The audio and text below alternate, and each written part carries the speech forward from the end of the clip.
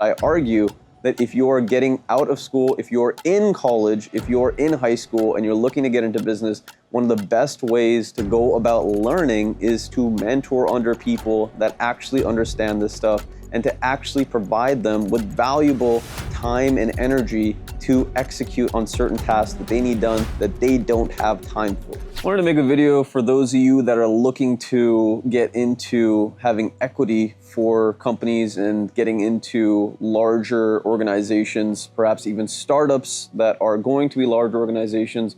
Most of the time, we really need to step back and think about if we have the time to do this type of thing, and if it is a priority, whether or not we have the skill and the discipline to make sure that we actually are contributing to these situations. The best founders, investors are the people that look at their time carefully, look at their skill set carefully, and gauge a decision to actually spend time, money, resources, effort to learn something through the process or to contribute what their expertise is to a field. So for instance, I'm working right now with a cryptocurrency kind of startup AI business, and the founders of it have drastically changed the landscape in terms of what it means to actually be a part of the economy in a grander sense. Now,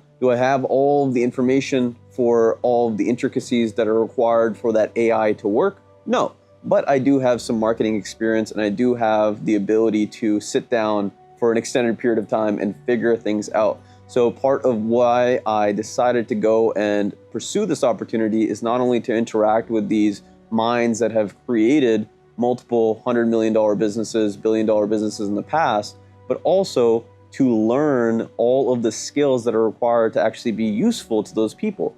So though it requires time and energy and effort, and though the pay immediately is not what you would expect out of someone that is working this many hours, sweat equity is something that we need to understand very, very thoroughly, and understand that really when people choose us to be a part of their organization and be a part of that group, they're looking for our ideas and they're looking for our execution. So how do you get to the point where you are structured enough to communicate and you can actually end up being a substantial asset to these people? Because the reality is we have to think about the amount of time that not only we have, but the time that they have. If they are focused on getting investors, if they're focused on trying to build the actual operations to make this thing grow, how do we fit in our expertise and make it so that their lives are easier and we're actually saving them that time? That's how we add value for ourselves. Now, this is not for everyone. Clearly, those people that have time limitations in general are going to have a harder time putting in sweat equity. But I argue that if you're getting out of school, if you're in college, if you're in high school and you're looking to get into business, one of the best ways to go about learning is to mentor under people that actually understand this stuff and to actually provide them with valuable time and energy to execute on certain tasks that they need done that they don't have time for. So how do you find these people, right? That's the next necessary step to making sure that we actually have this opportunity available to us. Well, we have to spend, again, time, resources, and money to show up to networking events and be as friendly as possible and convey our passions in life to these people. You'd be very surprised. In fact, the person that I met in order to get into this circumstance, I met at Tai Lopez's mansion party, which happened in Beverly Hills some months ago. And mind you, there was a lot of really wealthy people there. There was a lot of not very wealthy people there. And it's very difficult to tell whether or not, based on what someone's wearing or based on how they interact with the room, whether or not they are actually in a position to give you that substantial experience, but also that substantial amount of income and equity that is going to be useful going forward. So I say to you, be networking all of the time. It helps tremendously because you never know who you're going to jump across. You never know who you're going to run across that's going to need your help. And it's a matter of being ready for the opportunity to take up that time. Now, a lot of the time, the people that are watching this video, I assume, are very busy in their careers. Perhaps they have families. Perhaps you guys have a lot of things going on, and that's why you're trying to get some insights from someone that's doing some similar stuff. So I wanted to say to you, first and foremost, do you value your sleep? At the end of the day, the people that are the most successful in this world tend to put sleep on the back burner and make sure that they are getting the things, the actionable tasks done that day, that night, so that the team itself can build on and move forward in these processes.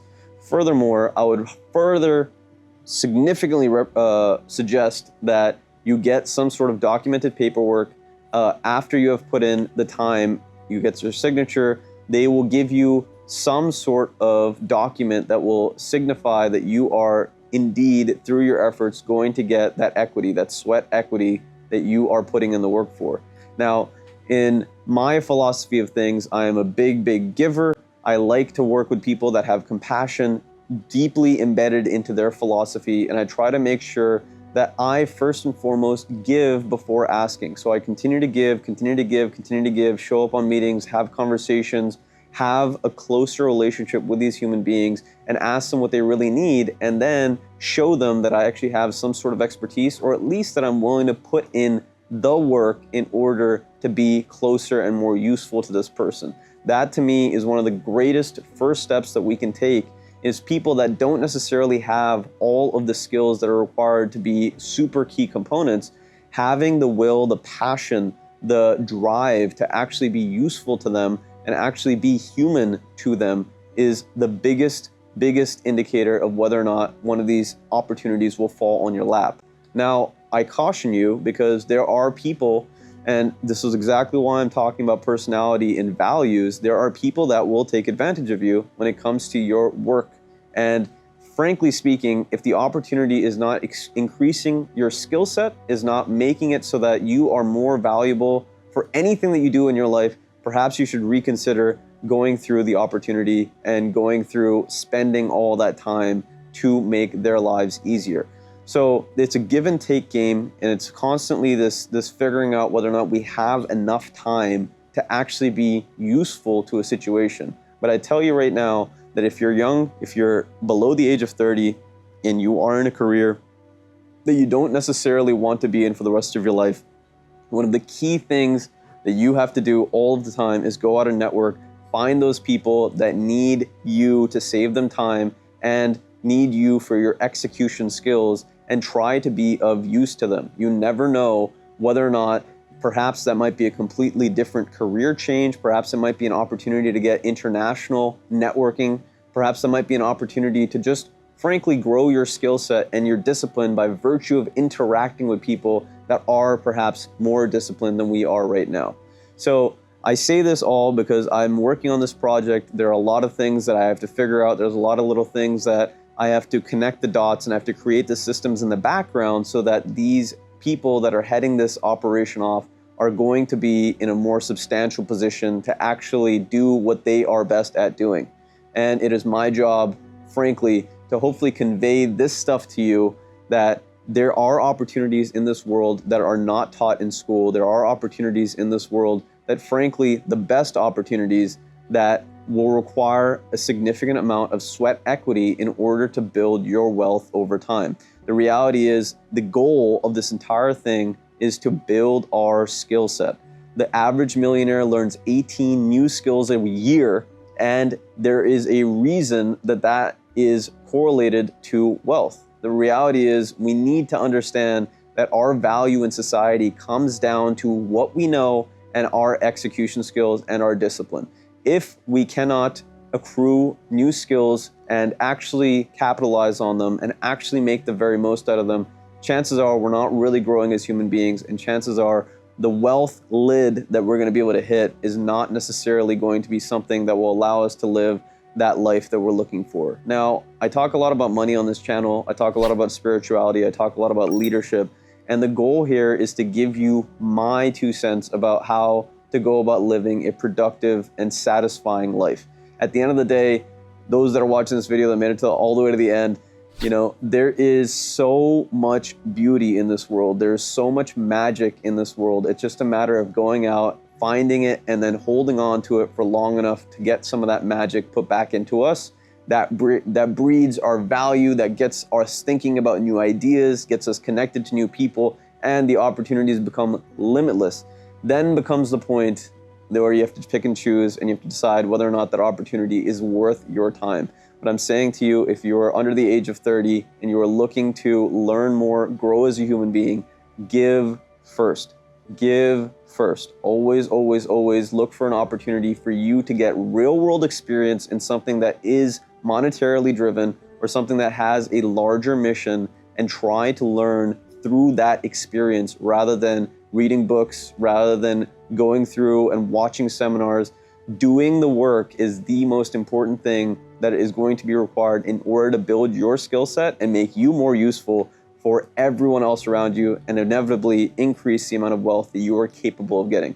Actualize your potential catalyst. This world needs you. Take care of yourself. I'll see you in the next one.